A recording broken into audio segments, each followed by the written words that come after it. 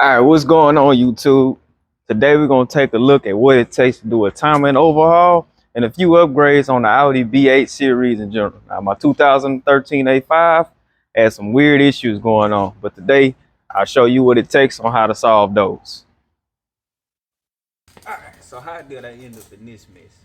Well, long story short, I gave the car gas and it just kind of went into EPC limp mode all of a sudden. So I knew it's a problem. Thought I dropped the spark plug, ignition coil failure and everything. Wouldn't know anything until I got a code scanner. Well, luckily I had a code scanner and it started pulling up several codes. C4342D, P0055, P0011, P0301, 302, 303, 304. I'm gonna put the whole list up here so y'all can see, but it was codes out the ass for one. But the one that really got me was the C342D, which referred to the throttle body. So I was like, okay, maybe I have a bad throttle body, but no, wasn't a bad throttle body. But anyway, long story short, ran the codes, would lead me to check something that has to do with the timing. So as you see here, pictured, I end up checking the timing chain, found a video for checking the timing chain stretch. Let me get my words out. And I can see I was off 3 teeth. So I'm like, wow, okay, it's pushed pretty forward all of a sudden. So I'm like, must be a timing issue. Lo and behold, timing chain overhaul has just been started. Cut it short, make things easy. I'm just gonna walk you through what it takes to work on a German engineered vehicle as well as certain Audi in general, but a timing chain overhaul as well as upgrade while you enter type components. For starters, see in the video we just first thing first was actually getting the bumper off. The bumper on this car is 2 screws at the top, 4 in the inner fender well, 2 on each side. Then you have the 4 holding the fender up, so it's a total of 8 screws all together. And don't minus the plastic piece at the bottom, but my car didn't have that, unfortunately. It's number 10 millimeters and T25s or T20s. You won't need really much for this job, just a bunch of T30s, assorted wrenches, things like that. So T30 was the most common tool used in there. Next thing, after getting the bumper off, I had to go into the service position for this. Now, service position for this car in general, I'll post a picture to the side here so you can see. But service position is really just the front core support coming off, and you don't have to actually take it all the way off. You can actually just lift it up. They have a few brackets at the bottom. You can let it hang from and let it fold forward. So as you see here, as I'm working on it, you can see that it's just hanging forward from the front, so that way I have access to all the fronts. Pretty simple. After you disconnect the wiring harness, total of like 8 connectors. Take the headlights out, take the bumper crash bar off, and get the 2 T30s at the top, and the main the braces in the front. And it literally fell right off, as you see. So that being said, now you move on to exposure of the engine. Now we're gonna take a close-up look at the damage this has done, as well as severe oil leak that I kind of knew about. Yeah, I knew about it, but at the same time I thought it wasn't as bad as it was. So a little while you enter type thing. So I had to get that fixed, as well as check the timing and everything like that. So got new throttle body on the way. Even was able to find an upgraded aluminum water pump for this model. That's like the best option because I had the plastic one, which ends up linking. So as we pay attention to the video, you keep watching me work through it. Now this is not an easy job, but it's also not a hard job. Luckily, you can have as many YouTube videos on here that can teach you how to do this, or basically how to get to this point, as well as what's the correct procedure in going back and making sure everything's safe in a way. So as you see, just pay attention. Okay, so I got it off. Yeah, my engine, see, one more here, one more here. It's supposed to be back at least by 1. The timing gear, I have to take it off to see, but the mark is on the back side. Yeah, my engine was way out of time. way too far advanced. But oh, no worries, we're gonna fix it. You just gotta make sure you get your engine to TDC, then you can start taking stuff apart.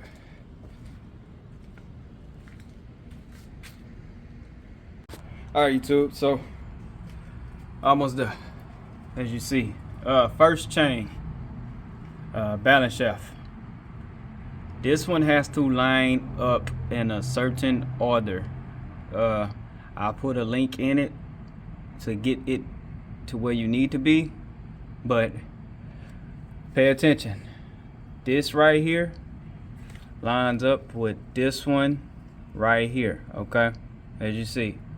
Now on this back gear, you can't really tell, but they have another mark on the second gear. I'll show you a picture of it, put a link in it, and show you how those line up. That way you get deep. Once those line up, then you're able to line 1, 2, and 3.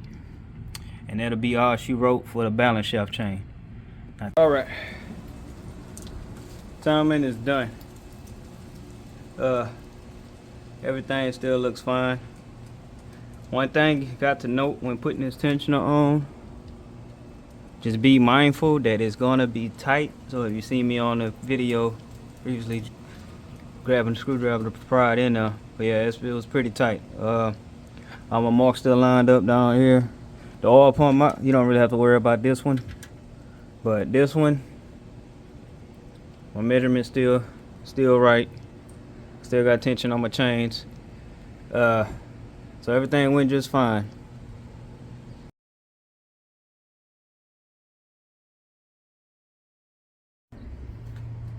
Alright, so tip, put a little grease, moly grease, on the contact points of everything.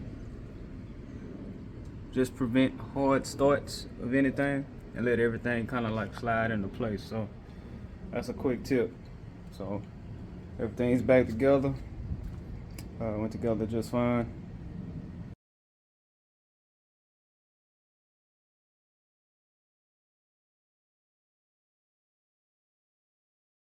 Next thing, remember to, alright YouTube, both covers and the belt went back on.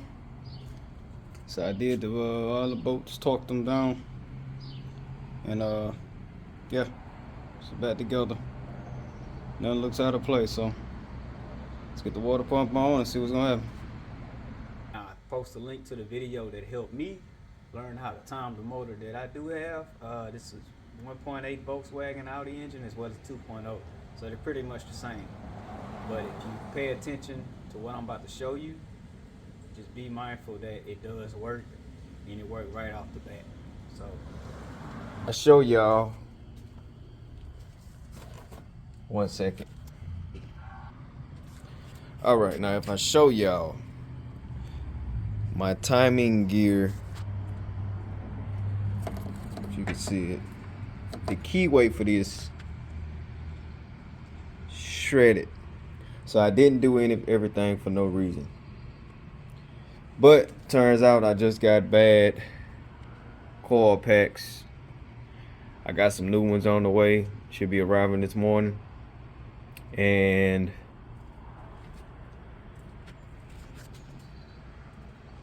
yeah, let's start up.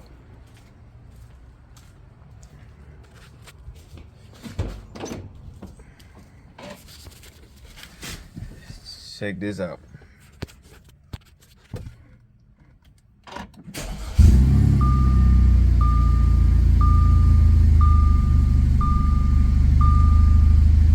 Still a slight misfire, but it's not jumping all over the damn place.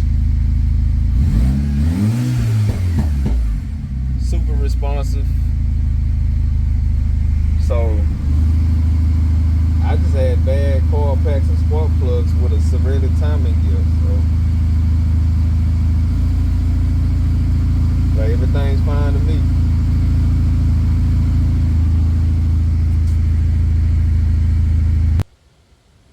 Such a headache. Like, get it all back together, start it, and it's still doing the kind of the same thing. So luckily, I bought a new thing before this job started, which is the OBD11 scan tool to basically scan my car, and it's perfect for Audi, Volkswagen, Mercedes, Port, things like that. And it helped me understand my car a little better as I was running. I was able to view the live data and things like that. Now, this is not a sponsored video for them, but OBD11 was a big help in this, as well as 2 other code scanners, just to make sure I got the the right codes and everything coming up for all of them. But long story short, so I had 2 good old ones and 2 good newer old ones. See what I mean? So put them on, and as you see right here,